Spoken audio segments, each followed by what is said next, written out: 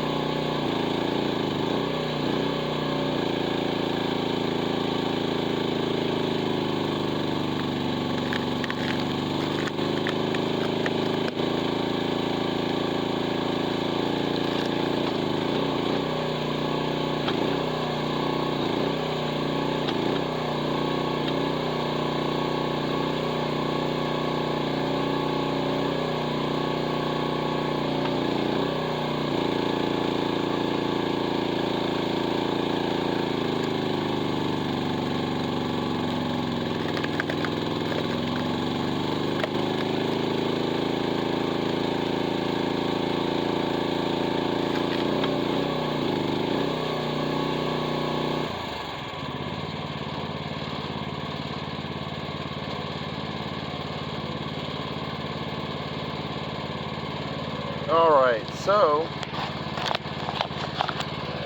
you gotta take a little adjusting to get used to it, but look how big this block is. This is my hand compared to this block, and it's busting it up pretty good. You know, it's a lot better than if I tried to do it from all. So I guess I'll go ahead and do a little bit more for about an hour to see how much I get done.